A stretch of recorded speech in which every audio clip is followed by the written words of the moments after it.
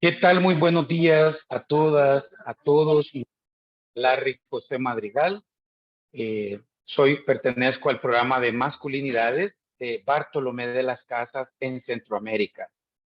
Me conecto desde las tierras altas de Ciudad de Guatemala y pues la conexión es un poco irregular, por lo que pido disculpas de antemano. Nuestros procesos con comunidades indígenas, mayas y chiles y quichés nos permiten esperar con muchísima expectativa esta mesa que se titula Rastreando masculinidades en la historia decolonial. Como pudieron seguramente darse cuenta, estamos grabando y solicitamos que todas las personas que atienden la mesa sean muy conscientes que grabamos para posteriormente compartir.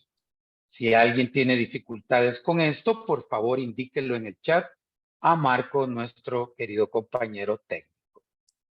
La mesa supongo que se podrá comunicar en portugués, en español, incluso en portuñol o español, como cada quien prefiera, y creo que va a dar para entender.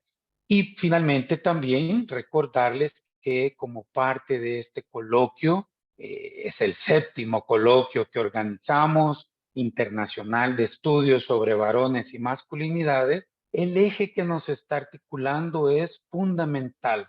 Tiene que ver no solamente con esta situación tan tremenda de pandemia que hemos vivido y seguimos viviendo durante prácticamente 3 años, pero además con las pandemias que no siempre son mostradas, visibilizadas.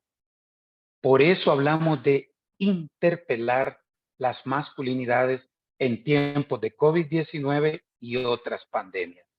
Pero cuando hablamos de la historia decolonial, la palabra rastrear es fenomenal porque nos permite compartir reflexiones, palabras no definitivas, preguntas más que respuestas. Y este coloquio pretende generar una reflexión de alto nivel entre las personas de la academia, el activismo, los compromisos políticos para poder generar, ojalá, avances en la comprensión de esta diversidad de las masculinidades en América Latina y el Caribe. Así que pues con la idea de decolonialidad y el rastreo de las masculinidades, pues abrimos esta mesa y agradezco de antemano a las personas que se han unido. Podrán participar preguntando, comentando a través del chat y también luego de las rondas de presentación, levantando el icono de participación para que podamos activar su micrófono y si gustan también con su cámara para a viva voz preguntar, en este caso a Karine y a Amaral, por sus inquietudes, comentarios o preguntas. Si todo sale bien, terminaremos un poco antes de 1:30 y pues sean bienvenidas, bienvenidos, bienvenidas y pues procedemos con nuestra primera presentación. Cualquier duda técnica que surja, nuestro colega Marco en los controles técnicos podrá atenderlos a través del chat. Sin ninguna pena, sin ninguna duda, por favor pueden consultarle. Me indican también acá recordar que hay otras mesas simultáneas. Entonces entran y salen personas y pues necesitamos concentrarnos en esta. Pero sepan que hay otras mesas paralelas con las cuales podríamos dialogar con las preguntas que aquí no sean abordadas. Dicho todo esto, es mi placer poderles presentar a Karine de Fátima Mastarão. Ella representa en esta mesa la Universidad Nova de Lisboa, Portugal, y nos presentará una reflexión sobre las masculinidades no Brasil colonial durante los séculos XVI y XVII. Karine, la mesa está escuchándole, tiene 10 minutos, en 5 minutos yo enviaré un mensaje y si nos pasamos del tiempo, habrá una segunda ronda para conversar. Adelante, por favor, bem-vindo. Gracias, Larry. Eu hablo muito mal espanhol, pero vou tentar falar um pouquinho de portunhol, mas creio que se falar em português vão compreender melhor um pouco mais as teorias e vertentes que tenho trabalhado nesta pesquisa, que é a minha pesquisa de doutoramento aqui em Portugal. Eu sou brasileira, vim cursar o doutoramento aqui em Lisboa, e o tema inicial da minha pesquisa, na verdade, era para trabalhar história e gênero no Brasil colonial, com um olhar voltado, na verdade, à história das mulheres. O que acontece é que, a verdade é que já há um estudo muito avançado sobre a história das mulheres no contexto do Brasil colonial, e ainda que no campo historiográfico a gente fale que a história é masculinizada, é masculina, pouco se fala sobre a construção do masculino e do que é ser homem e quais são os papéis da virilidade e da masculinidade, então, na história.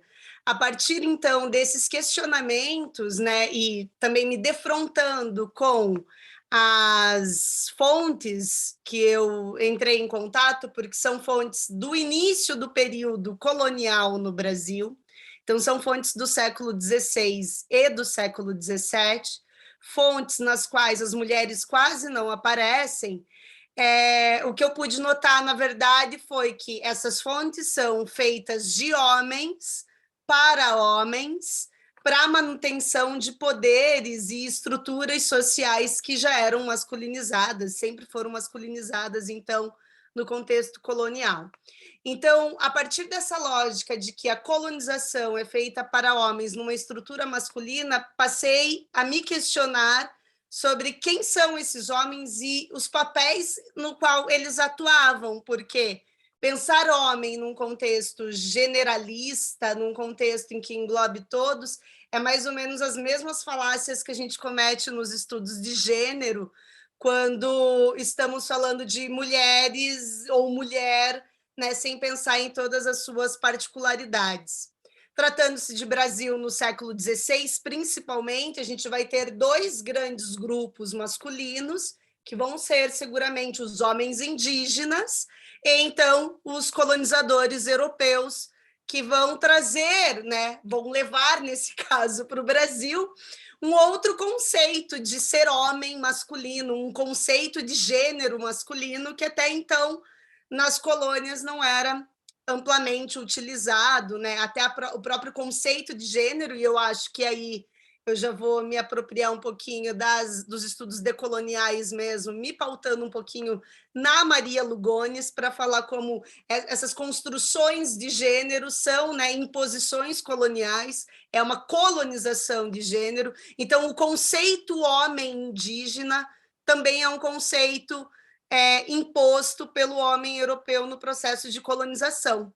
A minha tese, portanto, é uma tese que defende a ideia de que, para além de todos os outros âmbitos da colonização, que envolvem a questão da religião, da cultura, a economia, o social, a questão racial, é que gênero também é colonizado. E, então, com a questão do gênero colonizado, a gente passa a ver uma estrutura hierarquizada de gêneros, né? Há mais homens e menos homens, que depois vai também ser destinado às mulheres, né? Então, mulheres também vão ser divididas em hierarquias de gênero. As mulheres europeias depois ganham outro status social no Brasil, quando as mulheres portuguesas, as primeiras mulheres portuguesas, são enviadas para, né, casar com os homens europeus que estavam no Brasil. Então, essa hierarquia de gênero já começa a aparecer. Para desenvolver a minha pesquisa, então, eu estou me pautando em algumas vertentes teóricas que eu acredito que já são amplamente utilizadas nos estudos da masculinidade. Eu sou, assim, uma novata nessa área, eu caí de paraquedas nesse último ano, nesses estudos. Aqui em Portugal, é um tema praticamente inédito, há pouquíssimos estudos sobre virilidade e masculinidade no contexto português, principalmente do homem português, e há pouquíssimos estudos com um recorte temporal tão antigo, na verdade, né? Porque esse revisar a história colonial é muito feito mesmo pelas teorias pós e decoloniais. Então, eu vejo que daqui, né, partindo daqui da Europa, eu vejo que esses estudos que problematizam já papéis que estão muito cristalizados historicamente, ainda é um pouco uma novidade. Então, para mim, está sendo bem desafiador, mas está sendo muito bem recebido e, mais uma vez, é um prazer estar aqui dividindo com colegas que já estão nessa área há mais tempo e que podem, com certeza, me ajudar nessa pesquisa. Então, falando da parte teórica, né, o que eu gostaria, eu estou fazendo uma fala informal mesmo, eu fiz uma apresentação em PowerPoint, mas eu acho que é mais fácil explicar qual é a minha proposta de projeto e quem sabe assim a gente ter um debate mais mais tranquilo, né, e mais rico na informalidade mesmo. Do ponto de vista teórico, eu estou trabalhando com o conceito de masculinidade hegemônica da Hawin Connell, que é uma vertente interessante para se pensar a imposição de um masculino sobre o outro e também sobre as mulheres, e nesse contexto vai ser importante pensar também a própria dominação masculina em relação às mulheres indígenas, né? Ainda também, dentro desses estudos da masculinidade especificamente, estou pensando a ideia que o Michael Kimmel trouxe em alguns estudos sobre masculinidade hegemônica e masculinidades subordinadas. Eu acho que essa é a grande vertente que tem me ajudado a pensar que a imposição de um masculino europeu, de um ser europeu, né, um padrão de homem a ser adequado, principalmente no contexto brasileiro, é muito interessante, porque a gente fala de uma sociedade patriarcal no Brasil, e esse discurso desse homem da sociedade patriarcal, ela é muito refletida até o presente momento, né? Não é à toa que a gente tem um candidato à presidência que ainda levanta essa mesma bandeira, um discurso ainda patriarcal muito semelhante até o da própria imposição da colonização. Então, pensar, né, como outros seres, outras possibilidades de masculinidades foram, então, impossibilitadas de existirem no Brasil no contexto colonial, com a imposição da colonização do sistema patriarcal ocidental, né, pensado, então, pelos europeus. Então, a ideia de masculinidades subordinadas, que geralmente é sempre pensada nesse contexto, né, subordinada e hegemônica, está muito voltada à contemporaneidade na questão da homossexualidade e do homem heterossexual. Aqui eu estou tentando fazer esse recorte étnico e de raça, né, para a gente pensar como essa imposição também pode influenciar a construção dessa sociedade patriarcal no Brasil. Dominação masculina também, eu acho que é um conceito interessante para pensar aqui, do Pierre Bourdieu, que eu acho que é uma boa ponto de partida para se pensar a questão da dominação e da sociedade masculinizada nesse contexto do início do Brasil colônia, e as teorias decoloniais também, então, como já citei, a própria Maria Lugones, o Aníbal Quirrano, e penso que alguns estudos já da Rita Segato sobre estudos dentro de gênero podem me ajudar a construir esse escopo teórico.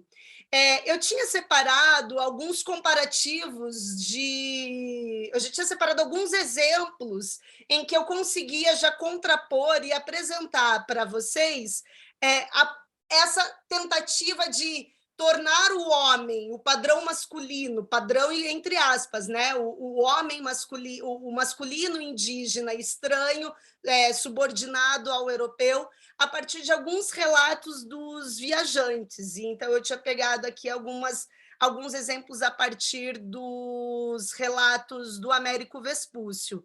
Eu não sei se eu tenho tempo de ler para vocês. Não sei se dá tempo. Eu estava olhando aqui. Mas, enfim, acho que quando nós abrimos para conversa, se vocês quiserem tentar compreender um pouco esse comparativo do que é ser o homem europeu e o que é a leitura que o homem europeu já faz do homem indígena nesse contexto do início da colonização, eu posso ler para vocês ali esses exemplos e a gente continua o debate. Seria isso. Muito obrigada. Obrigado, Karine.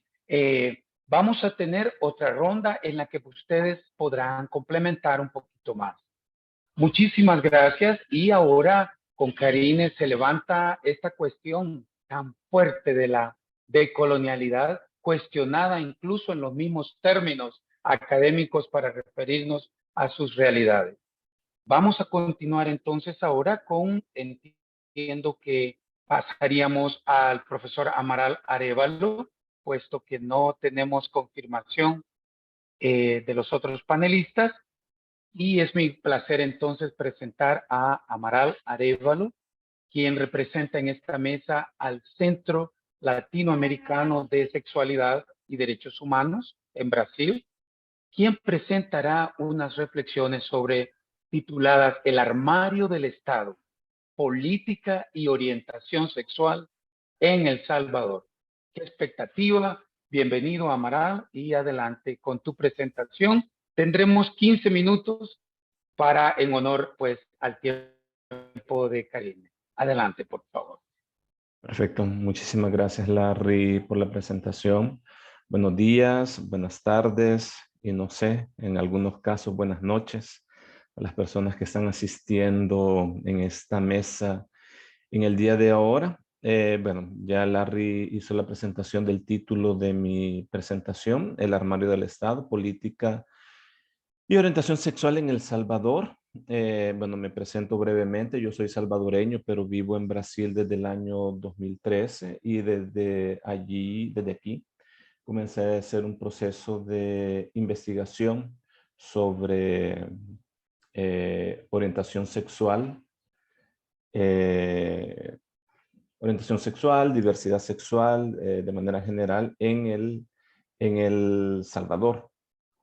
Y desde el año 2014 estoy en ese proceso de investigación, percorriendo varios contextos históricos, políticos del país ahora voy a hacer como una ejemplificación de 3 casos.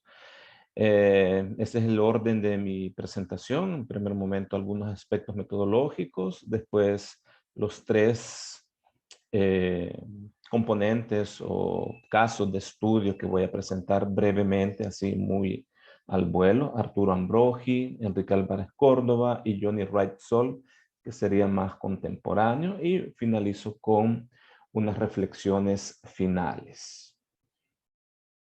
En el aspecto metodológico, decir de que esto es lo que voy a presentar, digamos así, casi como un 70%, corresponde a una investigación más amplia que se editó en un libro que se llama Dialogando con el Silencio, Disidencias Sexuales y de Género en la Historia Salvadoreña, 1765-2020. En este caso yo no hago tanto el uso, porque no partí desde ese punto de la decolonialidad para hacer la investigación, más me coloqué básicamente en una idea de cartografía histórica. Básicamente el segundo concepto que mencionó Larry, que sería la del rastreo.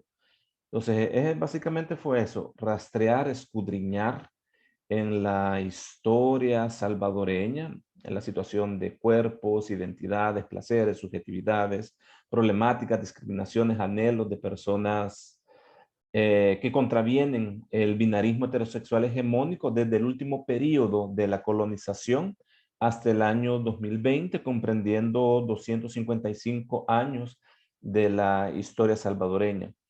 Para construir esta historia me fundamenté en tres componentes principales. Bien, de forma general, los documentos primarios, o sea, básicamente los documentos duros de archivo, que básicamente estarían con el área de historia. En la medida de lo posible que existían personas todavía vivas que podría dar algún tipo de relato oral, me apoyé con la situación de todo lo que viene con antropología. Y como mucha de la historia de la disidencia sexual y de género estaba oculta o no fue resguardada o fue destruida, sin embargo, en las narrativas, ya sea novela, poesía, quedaron algunos rastros de esas insinuaciones, de esas sexualidades proscritas en El Salvador. Por eso hago mucho uso de la literatura, ya que donde las fuentes históricas de archivo no pueden dar cuenta y no existen relatos orales para poder entrevistar y registrar, recurro a la literatura para llenar espacios vacíos o, en unos casos, hacer nuevas interrogaciones. Entonces, en este caso, mi objetivo aquí, como puntual para esta presentación, es analizar la intersección entre política, masculinidad, clase social y orientación sexual en El Salvador por medio de la figura epistemológica del armario, más o menos en un periodo histórico del 908 al 2021. Bien, para iniciar la figura de Arturo Ambrogi y sus enigmas. Arturo Ambrogi fue un salvadoreño de origen, bueno, sus padres, o por lo menos su padre era de origen italiano. Él nace en 1875 y muere a la edad y muere en 1936. Él fue un poeta, escritor y periodista salvadoreño. Sus primeras publicaciones comienzan a dar cuenta en el año de 1890, cuando él apenas tenía 15 años. Y desde ese periodo, desde 1890 a 1910, es un proceso de consolidación para convertirse en una de las principales figuras literarias al interior del país, ya en la década de 1910, donde en esa década, entre 1910 y 1920, se publican la mayoría de sus obras y que algunas de ellas se transforman en íconos de la literatura salvadoreña. También en medio de todo estos procesos fue director de la Biblioteca Nacional, colaborador del Ministerio de Relaciones Exteriores y también censor de prensa durante el régimen de Maximiliano Hernández Martínez. Entonces, Ambrogi estuvo muy ligado a las estructuras de poder, a los diferentes sucesiones de poder que se establecían, dictaduras, tiranías. Él estuvo siempre muy próximo a esas estructuras, lo cual, desde mi punto de vista, impidió que pudiera manifestar más abiertamente y también tomando en consideración el contexto histórico de ese momento, su orientación sexual como tal. Sin embargo, no quedan registros respecto a esa situación de la orientación sexual de Arturo Ambrogi por sí. Sin embargo, en la situación de su literatura, su poesía y algunos relatos específicos dan muestra de esos atisbos de esa orientación sexual proscrita en ese momento. Uno de esos primeros textos como tal, y me parece interesante traerlo a colación en este momento, es un poema que fue dedicado a Arturo Ambrogi por Álvaro Llona desde Ecuador. Entonces, al igual que Álvaro Llona y Arturo Ambrogi, la situación de su homosexualidad no está plenamente confirmada. Únicamente hay indicios de eso por medio de sus producciones literarias. En este caso, extraigo un fragmento del poema que dice: si amante te encontraras a mi lado, tal vez vencieras la contraria suerte. No me espantaran el sepulcro helado, ni las ansias supremas de la muerte. Aquí parece como una dedicación muy específica para la figura de Arturo Ambrogi en ese momento. Sin embargo, todavía quedaría en duda la forma, el contacto que estos dos poetas se conocieron o intercambiaron mensajes, ya que en ese momento Arturo Ambrogi contaba apenas con 19 años.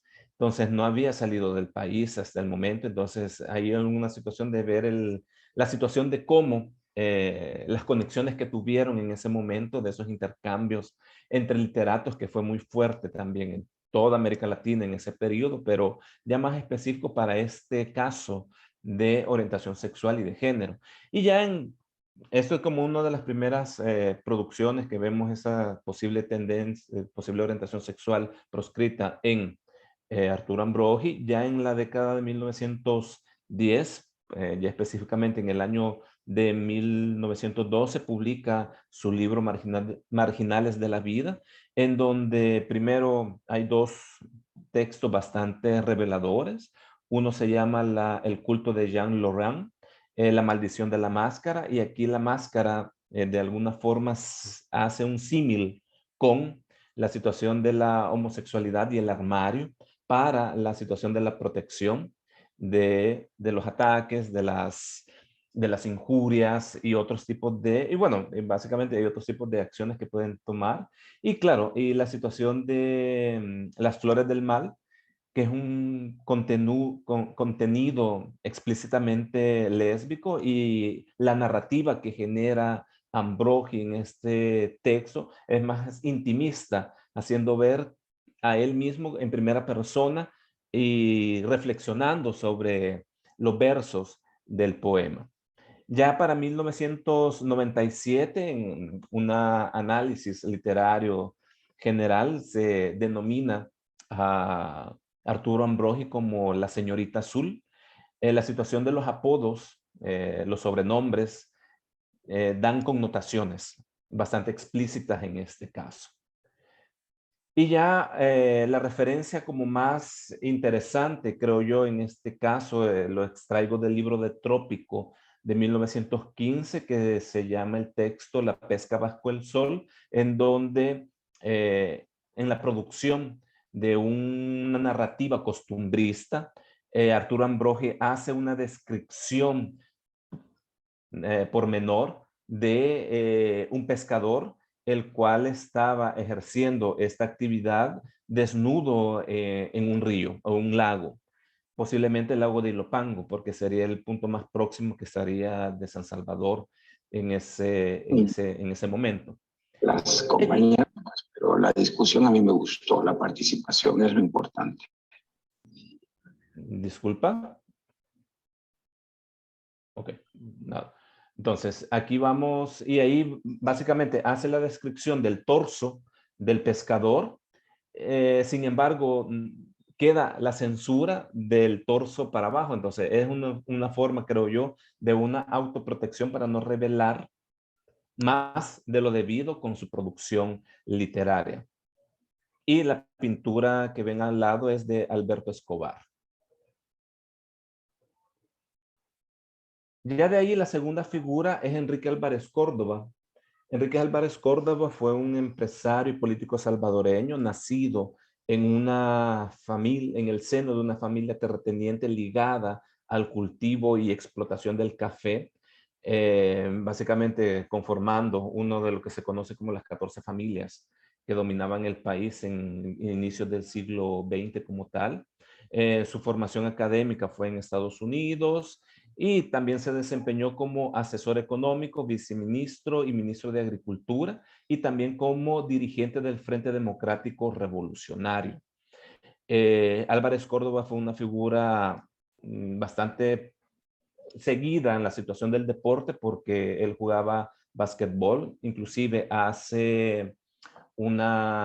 crea clubes deportivos para fomentar este deporte en el país.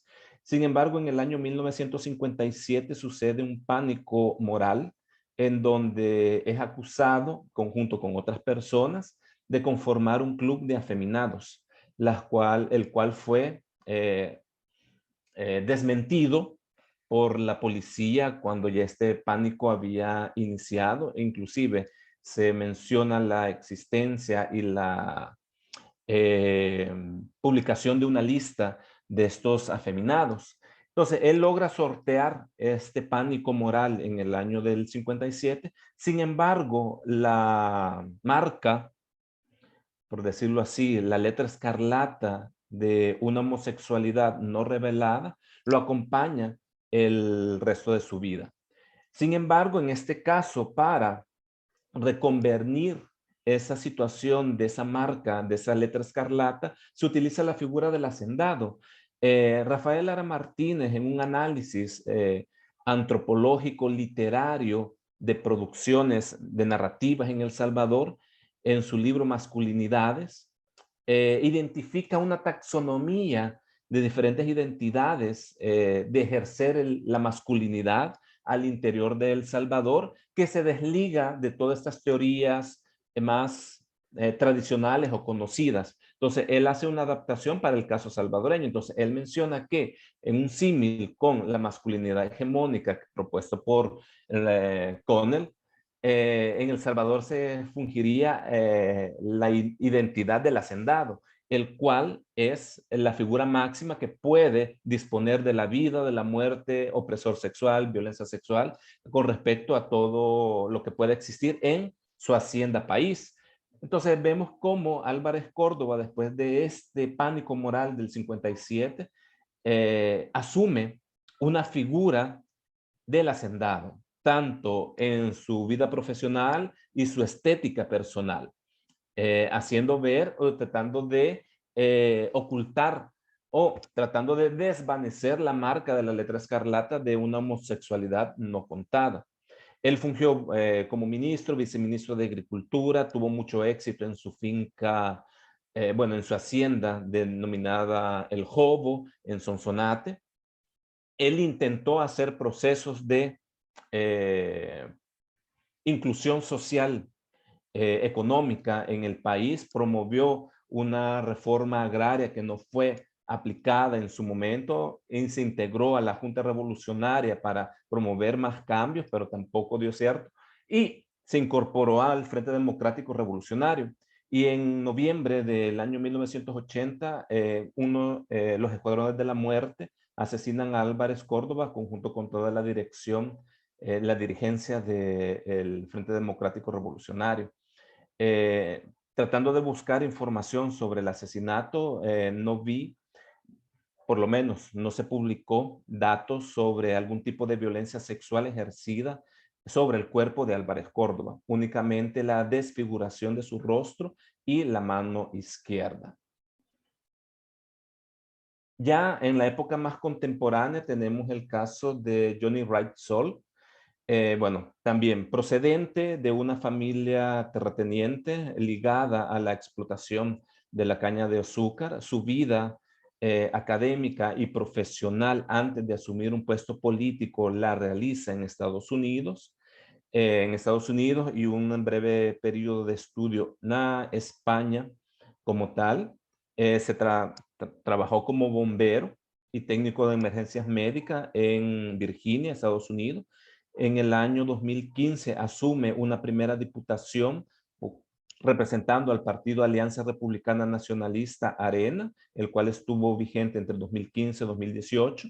Sin embargo, al interior de este instituto político que tiene una tendencia de ser de ultraderecha, se presentó como una voz discordante respecto a los discursos de género y sexualidad ante, por ejemplo, colocar de que él apoyaría causales para causales que no impliquen penalidad para ejercer un aborto legal y seguro en el país, porque recordemos, El Salvador es uno de los 4 países en América Latina que tiene prohibido cualquier forma de aborto, cualquier forma de pérdida del producto en la edad gestacional se le llama aborto y puede generar y genera a mujeres de bajos recursos, con poca escolaridad, que no tienen, que han asistido al sistema de salud público, que sean denunciadas, encarceladas, judicializadas y pueden pasar entre 30 a 50 años en la cárcel. Entonces, Johnny se colocó a favor de despenalizar en algunos causales el aborto en el país. También dio su opinión favorable a la situación del matrimonio entre personas del mismo sexo. Todo eso lo conllevó a ser expulso, renunciar del Instituto Político de Arena en 2018 para 2019. De ahí comienza a generar un nuevo movimiento político denominado Nuestro Tiempo y en el cual se elige como diputado en este momento de 2021 a 2024. A mediados de este año hubo un ataque cibernético a su celular, al celular de su pareja, y son extraídas fotografías personales, íntimas, y son divulgadas en las redes sociales. Entonces, y en este caso se genera un nuevo pánico moral, respecto a una figura política de clase alta, donde se revela y se expone su orientación sexual. Sin embargo, el tiempo, el contexto histórico, el contexto político, a pesar de que él es parte de una cierta resistencia y oposición al gobierno actual, este escándalo no trascendió a lo que sus promotores hubieran deseado que trascendiera. Entonces la figura de Johnny Wright se mantiene en este momento todavía como un diputado que representa cierta oposición al gobierno actual. Y ya para cerrar mis reflexiones finales. Amaral, disculpa. Podemos abordar las reflexiones, pero les recuerdo que tenemos otras rondas como para que con más tiempo también pudieras redondear tu presentación. Tenemos más, como gustes, si lo quieres hacer ahora o si quieres escuchar un poco. Ahorita ya es como lo último, solamente un minuto y ya cierro y comenzamos adelante, a hablar posteriormente. Bien, como estaba mencionando, la pensadora Edith Sedgwick manifestó que a lo largo del siglo XX el armario fue la estructura que definía la opresión gay en ese siglo.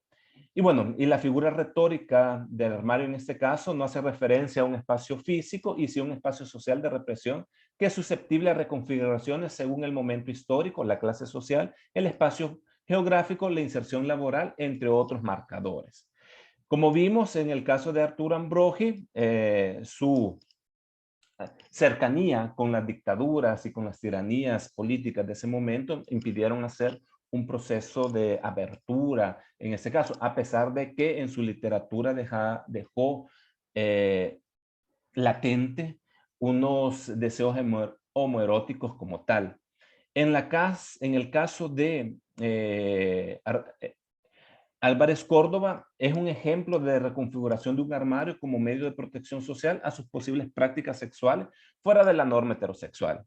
Y en el caso de Johnny Wright Sol, aunque se generó un pánico moral en redes sociales sobre su orientación sexual, Wright no recurrió a la reconfiguración de un armario en el escenario político salvadoreño. En este caso, por ser un político opositor al poder, pudo ser un hecho social que facilitó la aceptación pública de su orientación sexual. Sin embargo, políticos alineados al poder en turno mantienen la figura del armario como medio de protección. Por último, el poder político aún es un armario para la orientación sexual en El Salvador. Muchas gracias. Muchísimas gracias, Amaral. Tenemos entonces muchísimos fascinantes aproximaciones a partir de las dos ponencias y ya hay algunos comentarios en el chat. También hay una sugerencia de uno de los participantes, Bernard, quien ofrece la bibliografía mencionada por Karine, Masculinidades e Institución y Sexualidad en América Portuguesa. Para quienes deseen pueden empezar a registrar. Karine, vamos a darle a usted 5 minutos más, si quiere redondear, mostrar un poco más de su presentación, y después abrimos un diálogo entre usted y Amaral, y si hay otro de los panelistas pues que quisiera participar, y posteriormente la sala podrá abrir también micrófono y cámara. 5 minutos mais, Karine, por favor, lo que quiera compartilhar. Tá bem, obrigada. Eu vou compartilhar com vocês, então, a minha tela agora, porque eu consigo, então, trazer um pouquinho dos comparativos, que já são os primeiros levantamentos que eu fiz, então, das fontes, e o comparativo que eu vou fazer vai ser em relação ao homem europeu e as figuras do homem indígena, então, que vão ser narradas por este homem europeu, já no contexto dos relatos, né, desse caso do Américo Vespúcio. Só deixa eu ver aqui o compartilhar tela, que é só um momento, minha apresentação. Pronto. Conseguem ver? Acho que está tudo certinho, não é? Ok. Então, cadê ela aqui? Certo. O relato, então, que eu trago em relação ao homem europeu né, que eu estou compartilhando aqui com vocês, é a partir dos estudos do Jorge Vigarello, presente no livro que se chama História da Virilidade, é o volume 1, que fala da invenção da virilidade, da antiguidade às luzes. Então, o Jorge Vigarello faz esse estudo e ele já faz um descritivo ali do que seria, portanto, então, esse ideal masculino do homem, né, da virilidade do homem moderno europeu. Então, eu vou dar alguns exemplos e depois a gente pode analisar também o contexto do homem indígena. Então, o homem moderno, nesse caso, né, ele é diferente do homem medieval, porque ele já vai trazer um pouco mais de delicadeza, ardor em precaução, aspectos sistematicamente retomados em muitos textos da modernidade, com a atenção particular dada à doçura, à delicadeza, à urbanidade. Então, vai ser um contraponto em relação ao homem medieval, que era mais bruto, o homem guerreiro, né? Então, o homem moderno ele já começa também a ter esse lado mais do urbano, a ideia do homem civilizado, né? É um homem de controle, antes de ser um homem de efervescência, de profusão, é um homem fino de espírito, inventivo, são todas referências opostas à força imediata do homem medieval, principalmente. Esse homem também... Opa, só um instante, que travou aqui. Deixa eu vou ter que interromper, só para eu poder acessar o meu PowerPoint, que ele não está mudando. Só um instante, desculpa. Ok.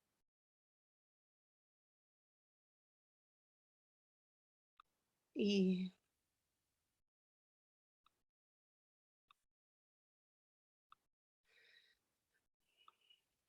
Continuando, então, o outro modelo, né, do homem moderno é um homem de formação militar, e essa formação militar, portanto, já é mais voltada aos estudos das letras, da música, como uma coreografia também, as artes militares, né? A guerra agora ela é feita já com planejamento, com estudo, ela não é feita mais de um modo selvagem. E também o modelo que traz é o do homem esbelto, da magreza, em contraponto ao homem medieval, que até podia ser um homem mais pesado, né? E até... Então, essa ideia desse belo, desse masculino, vai estar presente nessa descrição do que seria o ideal do homem moderno, desse homem europeu. No caso do homem indígena, daí a gente já começa a ter aqui alguns exemplos trazidos pelo Américo Vespúcio, e eu vou citar só alguns que eu encontrei na carta, né? Então, a gente tem ali um comparativo do homem versus o monstro. Então, o homem indígena, né, que segundo o Américo Vespúcio, ele tem um rosto afável, ele é bonito, mas eles mesmos se destroem, com efeito perfuram as maçãs dos rostos, os lábios e as narinas, a orelha. Ficarias admirado se visse coisa tão insólita, semelhante ao monstro. Então, esse afastamento da figura do homem, a aproximação dele com essa coisa da aberração, da coisa monstruosa. Depois, a ideia de um homem sem governo, né? O Américo Vespúcio está narrando que os indígenas viviam ao mesmo tempo sem rei, sem comando, cada um é senhor de si mesmo. Lembrando que nesse contexto do homem moderno, a figura do monarca, a figura do nobre, né, é uma figura que vai ser muito considerada a imagem hegemônica, né, a imagem desse ideal masculino que se esperava haver. E depois até em comparativo que seria a guerra, né? Se o homem moderno já vê a guerra com a ordem, com uma ideia de uma guerra que é planejada, com tática, aqui a crítica sobre a masculinidade indígena vai recair até ao modo como eles faziam guerra. Lembrando que, a partir dos estudos do Ivan Jablonka, a guerra é um dos símbolos da masculinidade, né? Então é interessante a gente usar a guerra como um bom comparativo. Então ele narra ali, né? O Américo Vespúcio vai dizer que os povos geram guerra entre si sem arte nem ordem. Isso é muito interessante, já pensando que no moderno a coisa da estratégia da guerra é muito importante. Os mais velhos com certos discursos dobram os jovens para aquilo que querem, e incitam para a guerra, nas quais matam cruelmente e mutuamente. Como se na guerra europeia e a guerra imposta depois pelo colonizador não é uma guerra cruel também, né, em que se matam e que agem de forma cruel em relação aos indígenas.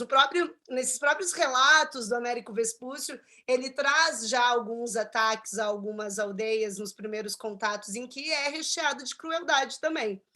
E, por último, então, a ideia do casamento como essa coisa de um ideal masculino que não é correspondido ao que se esperava, né, dentro desse conceito europeu.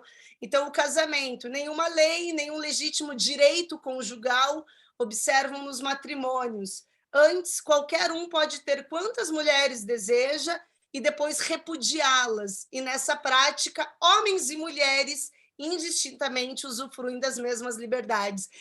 Esse comparativo de que até as mulheres podem também questionar um pouco a masculinidade e o poder masculino dentro do matrimônio, que numa sociedade patriarcal ocidental, portanto, a gente já vê como um padrão instituído, né, de dominação masculina em relação às mulheres. Então, da minha parte, seria isso, os exemplos que eu gostaria de trazer para vocês, só para fechar um pouquinho a minha fala, e deixo aqui também o meu e-mail, caso alguém queira anotar e manter contato e a gente ir se comunicando depois da apresentação. Muito obrigada.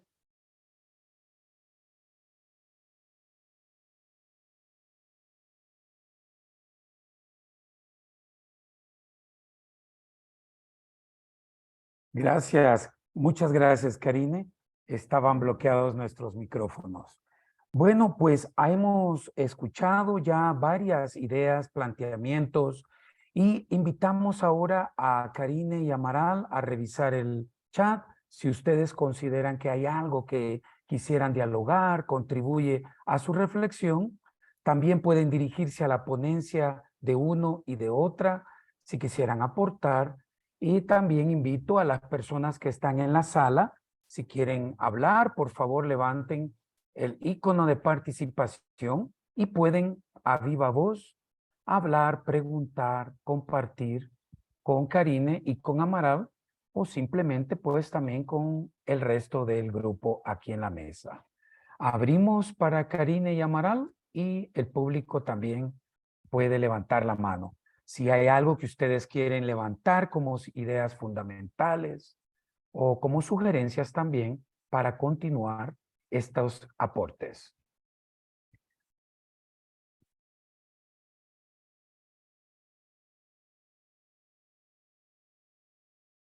Mientras tanto, también me recuerdan decir, la grabación de esta mesa será compartida en el YouTube, al igual que el resto de las mesas, y también serán convocadas registros escritos de estas ponencias a los participantes para que ustedes puedan tenerlas posteriormente, ojalá en una publicación virtual o en físico.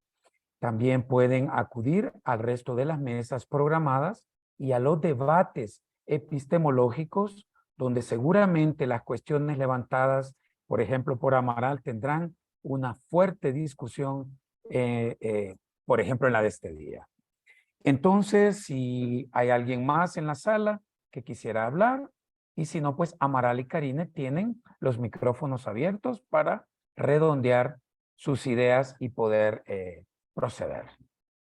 Tal vez retomando un punto que mencionó Karine que me parece bastante icónico y no solamente en Brasil, sino que también en El Salvador, como es la reposición o reposicionamiento y el uso estratégico de esa figura de la masculinidad hegemónica como un medio de reafirmación del poder colonial, del poder sobre los otros, del poder sobre otros cuerpos, y también para hacer la destrucción de otras personas. Entonces, bueno, hace poco acá estábamos viendo un ejemplo aquí en Brasil sobre una figura política que ataca, bueno, que dispara a la Policía Federal cuando ésta estaba haciendo un cumplimiento o sea, que lo iba a trasladar a una prisión.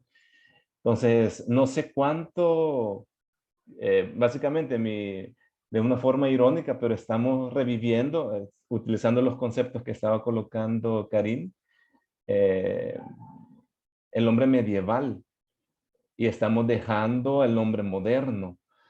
Entonces eso es bien, pero al mismo tiempo estamos con una reconfiguración de ese poder que se asume moderno, pero que está utilizando todas las estrategias del medievo.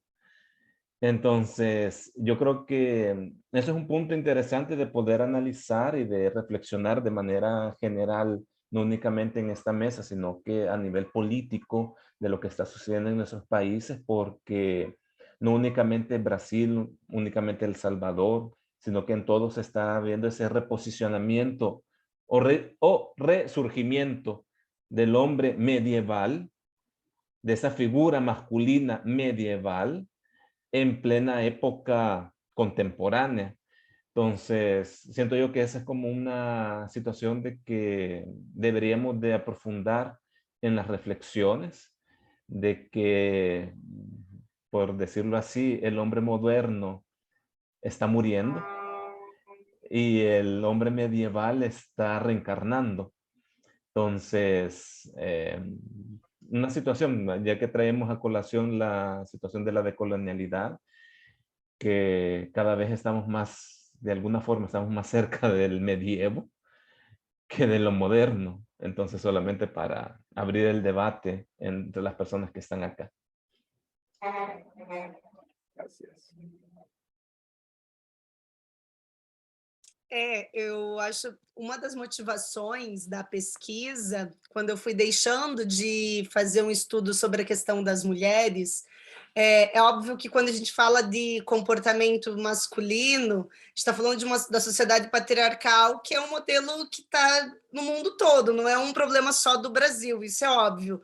Mas o que me intrigou a iniciar a pesquisa foi justamente questionar e se não fosse, né? E se não fosse esse modelo patriarcal imposto pelo colonizador, será que o Brasil seria o líder no ranking aí de feminicídios, de cultura do estupro, comportamentos masculinos hoje que trazem, né, uma mácula no Brasil de um país que engloba, né, mesmo assim, uma síntese dos piores tipos de violências de gênero que pode ser cometidas contra as mulheres, né, comparado, e o Ocidente gosta muito de comparar a barbárie, a falta de direitos das mulheres islâmicas, né, e do Oriente, enquanto a gente tem um país como o Brasil, que, sei lá, não só a violência de gênero cometida contra a mulher, mas também cometida contra os homossexuais, o país que mais mata gays no mundo.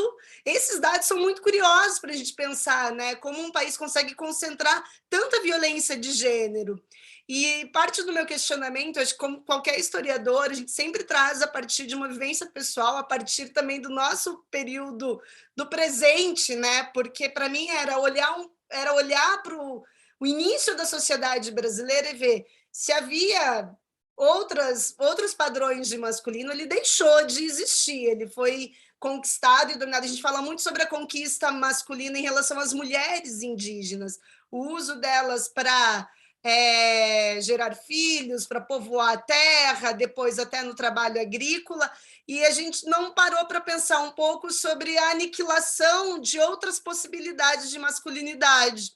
E quando eu olho para o discurso, e de modo algum aqui é a campanha política, mas é inevitável não associar o discurso patriarcal e do homem de bem que o Bolsonaro traz, essa figura que ele tenta representar e que, de fato, não representa um homem de bem, porque ele é o que tem de pior, ele está representando justamente o que é de pior em relação a esses tipos de violências de gênero. E outras possibilidades de masculinidade são completamente impossíveis de existirem no sistema político, por exemplo, do Brasil, né? Eu acho que... Eu gostei muito da sua fala, Amaral, porque você traz essa questão da política como esse armário mesmo, de que vai impedir outras possibilidades de masculinidades surgirem. Mas ali, né, você falou sobre a questão da homossexualidade, mas outras masculinidades étnicas e raciais também não são possíveis. É só o homem branco, burguês e heterossexual que é possível de representar politicamente o cidadão brasileiro. É possível naquele lugar, né, de que só ele pode ascender politicamente, né? Então, o homem negro, o homem indígena, o homem gay, o homem que não se considera, né, dentro de um padrão, nem gay, né, que não tem um gênero definido. Não sei, a gente pode pensar em N vertentes de gênero, mas pensando na masculinidade, eles estão muito distantes de conquistarem espaço político, né? Se você olha retrato do que é a Câmara dos Deputados e Senadores do Brasil, a gente tem lá ainda 90% de homens brancos de uma certa idade, de uma classe social dominando a política no Brasil. Essa é uma imposição de uma masculinidade hegemônica, né? Se a gente for parar para pensar, eu estou indo lá atrás, né? Quando essa masculinidade começou a ser imposta, porque o homem indígena e o negro, ele não aparece mesmo, né? E continua não aparecendo, tantos anos depois, com o fim da escravidão, com o fim do processo da colonização, a gente não vê a abertura política para esses homens exercerem, né, papéis políticos, sociais, o que seja.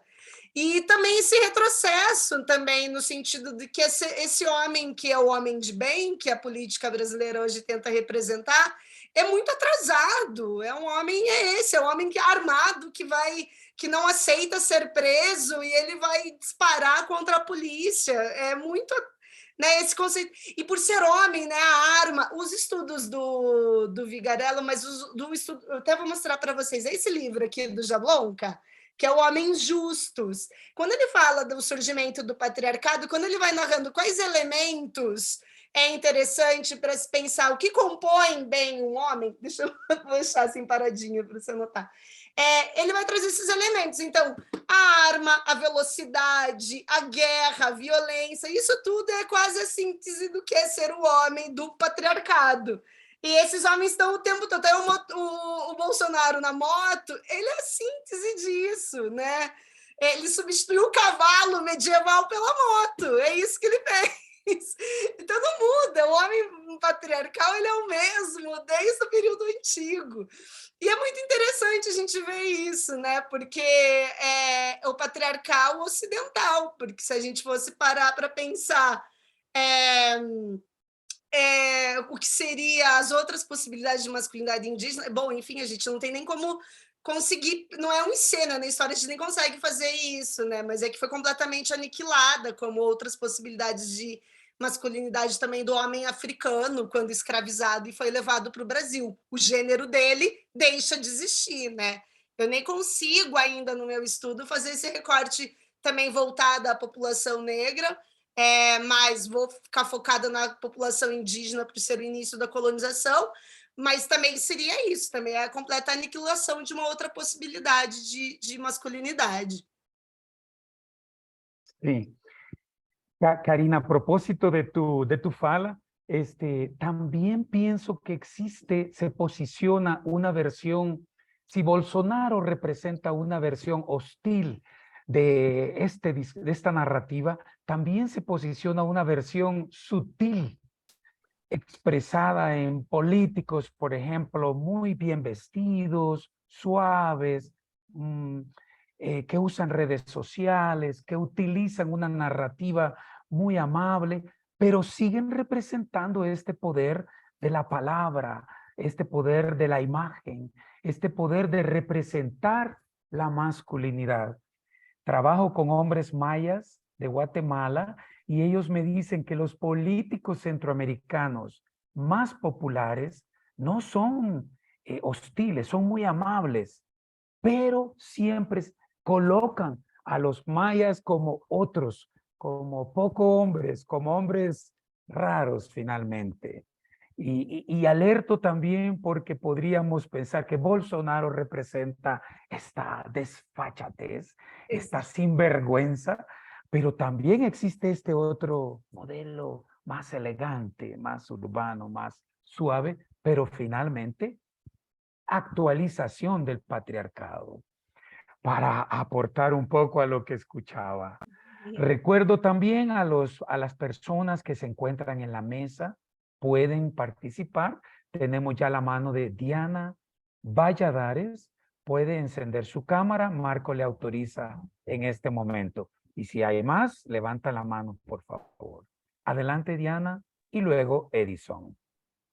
Muchas gracias. Quiero, bueno, primero agradecerles por esta sesión que fue tan intensa, tan interesante. Particularmente me interesaba entrar a esta sesión por esto que mencionaban como las masculinidades y el colonialismo. Y justo esto que mencionan ahorita me parece muy interesante, cómo parece que la masculinidad va entrando en periodos como en ciertas crisis, ¿no? O sea, recordamos la crisis de inicios de los 90 y que empiezan como todas estas películas como hipermasculinas, ¿no? De Armageddon, de Arnold Schwarzenegger, ¿no? Como de mostrar esta hipermasculinidad.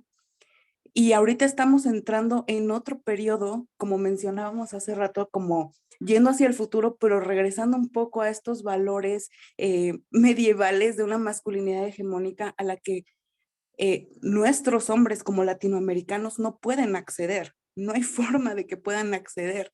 Lo interesante, justo como mencionaba Karine hace un momento, es que siento que no entienden o no se entienden, no se leen a sí mismos estos hombres latinoamericanos, yo les hablo desde México, como hombres racializados, ¿no? Entonces es sumamente interesante ver cómo ponen todas estas resistencias, cómo incluso doblan la apuesta en la violencia que ejercen hacia otras identidades, hacia otros masculinos incluso que están buscando ya otros formatos de masculinidades diversas, menos violentas, menos agresivas, no necesariamente incluso heterosexuadas o heteronormativas.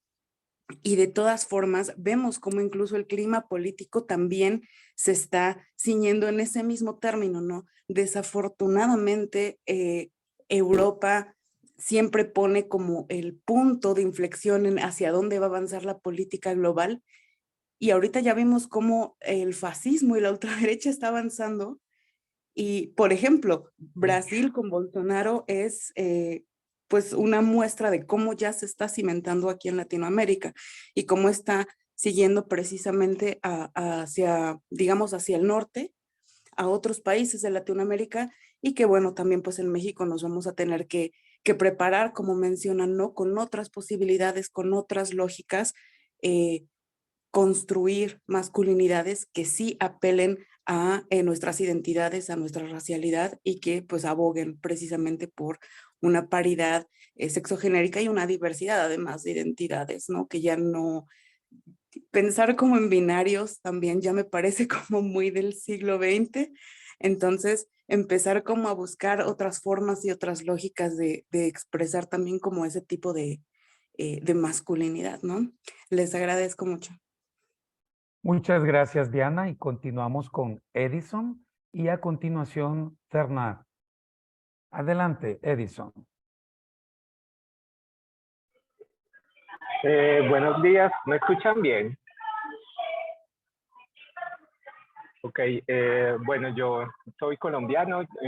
Yo quiero como preguntarle un poco a Amaral sobre el autor que él trataba, es porque, bueno, yo me muevo con la literatura, literatura queer también, y tengo es como una duda, es porque, bueno, cuando él hablaba ahora, aquí hay casos pues de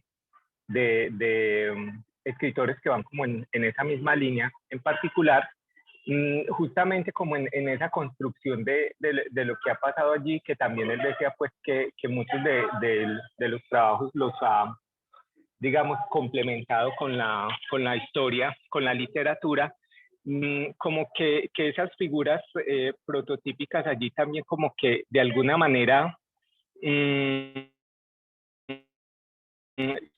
siguen reproduciendo y siguen ocultando, como en el caso de la historia salvadoreña, si pasa como en la de acá, que hasta muy entrado el siglo XX empieza, digamos, como a hacer unas figuras más explícitas, como si hay otras figuras como de ese porte que en su literatura ocultan, pues hay como una especie de ocultamiento de esa orientación sexual, sobre todo pues porque aquí pasó mucho con la poesía, sobre todo en la poesía, ¿cierto? Si hay otros escritores de esa índole, porque lo que ha pasado aquí también es que estos nuevos estudios sobre masculinidad, sobre orientación sexual, también empiezan a mostrar como qué es lo que ha pasado con las vidas de estos autores, pero que sí ha sido como más explícito decir, sí, efectivamente ya hay como más elementos que impliquen que se habla de una orientación sexual. Era eso, muchas gracias. Muchas gracias, Edison. Y vamos con Bernard. Y damos la palabra para Amaral y Karine si quieren reaccionar. Bernard.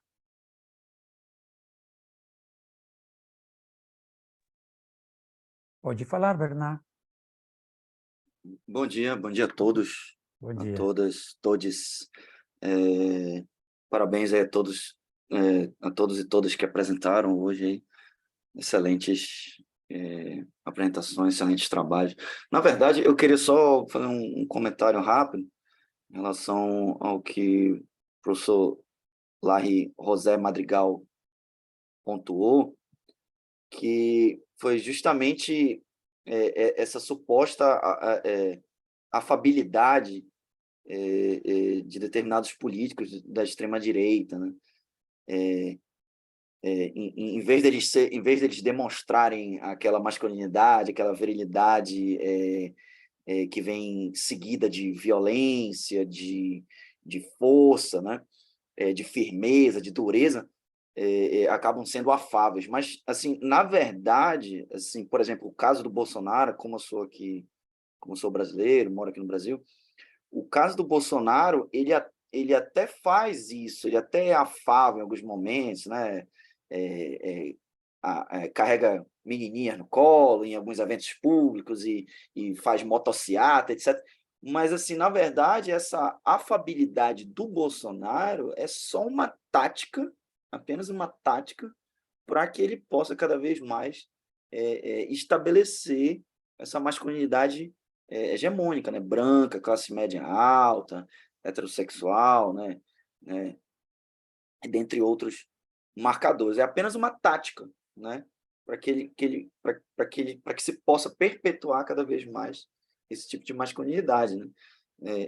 Não é porque ele quer ser, que ele acha que é correto fazer isso, não, isso é uma tática, né, que ele usa para cada vez mais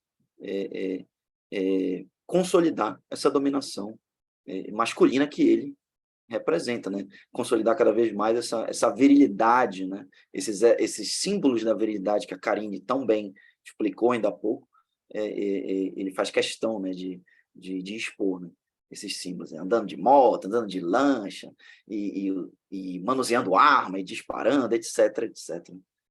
É só isso mesmo, então, um comentário, que eu entendo que a afabilidade desses políticos é uma tática, né?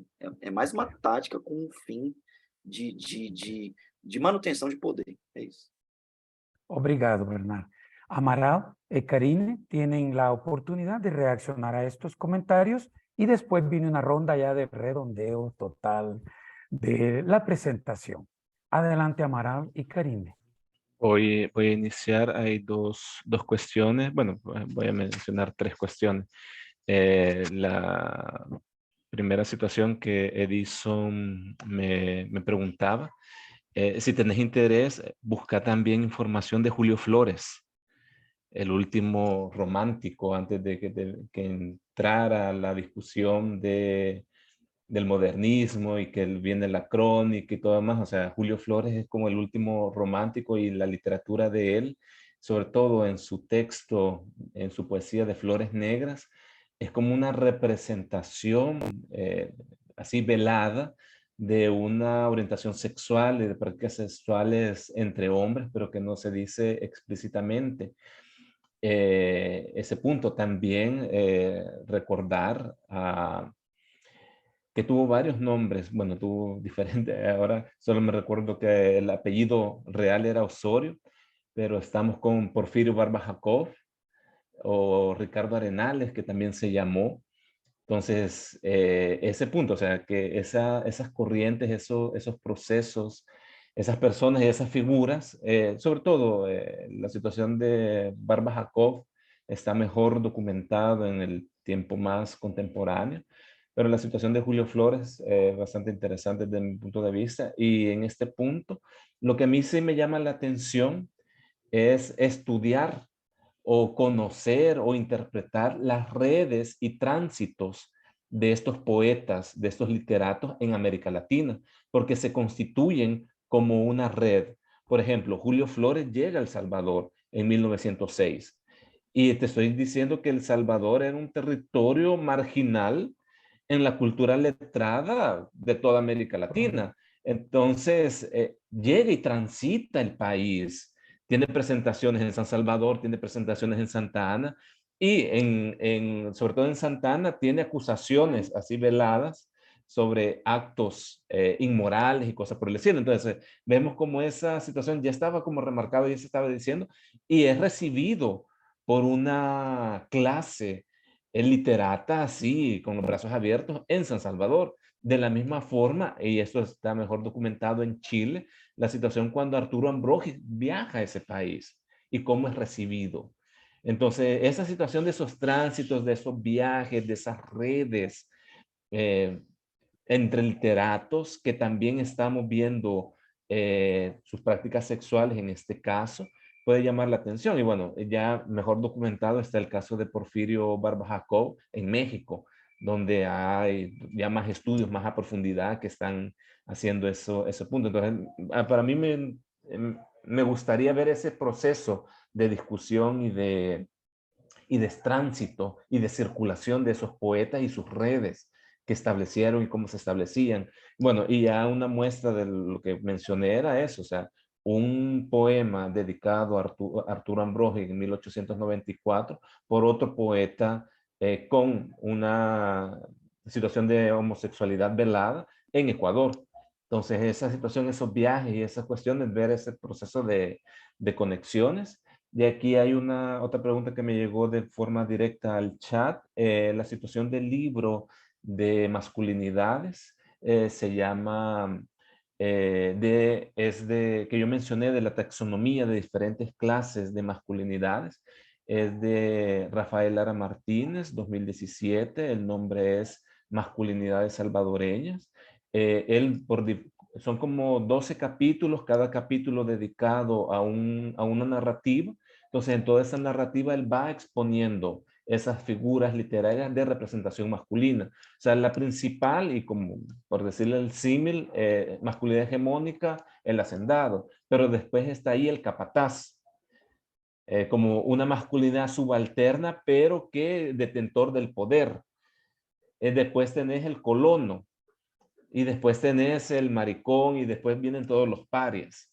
Entonces ahí hace como esa representación y utiliza la figura de la hacienda como el contexto político social donde esas masculinidades son producidas, reproducidas y ejercen la situación de violencia, sobre todo el hacendado y el caporal, capataz, que representarían el poder y el dominio de ese espacio social. Eso sería como 2 comentarios. Estupendo. Amaral. Karine, si quieres referirte a lo que ha salido, adelante. Sim, também são 2 comentários, 3 também, agora pensando essa sugestão da leitura que o Amaral acabou de fazer, porque me deu aqui ideias para pensar a questão da masculinidade no Brasil colônia, a partir dessa estrutura, a partir do engenho. Fica aí, talvez, acho que daria muito certo, e eu não sei se já tem algo assim, e eu acho que poderia ser interessante, já dentro da estrutura, porque a mão de obra indígena foi usada nos engenhos de início. É a primeira mão de obra a ser usada antes da vinda dos africanos, vai ser a mão de obra indígena. Então, pode ser que essa construção dessa hierarquia de masculinidades possa aparecer dentro dessa estrutura do engenho.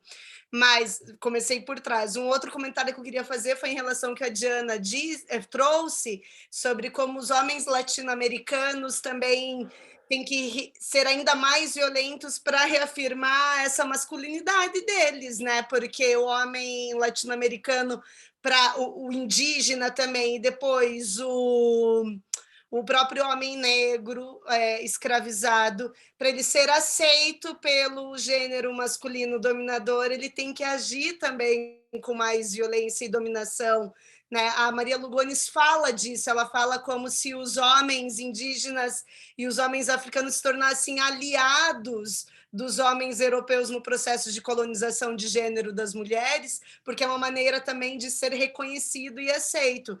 Isso também seria uma boa vertente para se explicar um pouco o porquê desse padrão masculino tão agressivo e violento em gênero, como a gente estava relembrando agora aqui no Brasil, por exemplo, a gente tem, né, esses rankings muito assustadores. E um outro comentário que eu gostaria de fazer em relação ao que o Bernard trouxe sobre essa coisa do afável, do ser afável, que também tem a ver, Leque, com o que você disse, é sobre esse contraponto, né, também, o ser afável, ser civilizado, é contra o selvagem, esse outro, esse subalterno, que é incivilizado, que é bruto, que é selvagem. Eu não duvido que nos grupos bolsonaristas, por exemplo, comparem o Lula nordestino ao homem não civilizado e o Bolsonaro, um homem citadino, branco, e mais como um homem afável, civilizado. E acho que isso ficou muito claro no último debate, quem viu, eleitoral do Lula e do Bolsonaro, em que o Lula ficou extremamente nervoso e o Bolsonaro manteve uma compostura ali, e era muito possível ver essa diferença assim, do Bolsonaro sendo o educado, o tranquilo, e o Lula era o descompensado, o nervoso, o que perdia a cabeça. E isso acho que tem tudo a ver com essas discussões que a gente trouxe. Enfim, eram esses os comentários que eu gostaria de fazer e agradecer mais uma vez a participação e a escuta de todos e o retorno, né, em relação ao trabalho que eu estou tentando desenvolver aqui. Obrigada. Obrigado, Karine. Bueno, pues el tiempo se agotó en nuestra mesa. Para honrar este espacio, me gustaría recordarles que si ustedes necesitan una certificación de su participación en las mesas, pueden por favor rellenar el enlace que nuestro colega Marco ha colocado en el chat y rellenándolo podrán obtener su certificación. Quisiera agradecer a todas, todos, todes.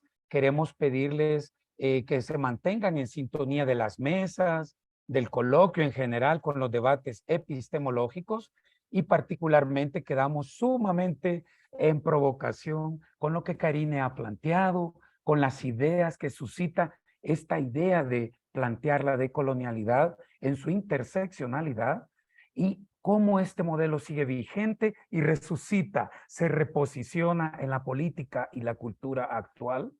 Pero también el profesor Amaral, cómo nos ha provocado con este rescate, esta casi arqueología de lo que significa explorar fuentes ocultas en ese armario de la política salvadoreña y la fascinante figura de hombres que son presentados muchas veces como el prototipo de la masculinidad hegemónica, blanca, urbana, de posición social alta y sin embargo con una riqueza de experiencias subalternas frente a ese modelo.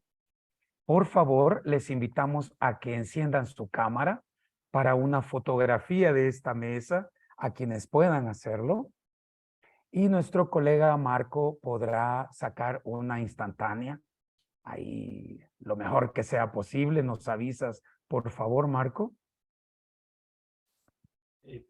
Perfecto, estamos ahí. Listo, 1, 2, 3. Ya, muy amables, muchas gracias.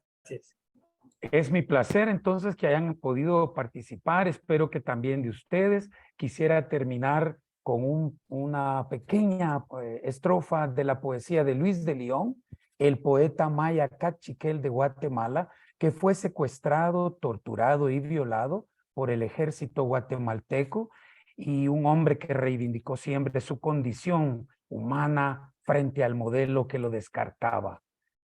Durante este año, a pesar de nuestros escritorios destruidos, a pesar de que hasta el viento nos espía, a pesar de nuestra desnutrición y de nuestros harapos, hemos aprendido a soñar como peces en un agua solidaria y descontaminada, a soñar con sexo, color y palabra, a soñar en uno con oxígeno, sin smog y sin tiranos, a soñar simplemente, no como indígena, como humano.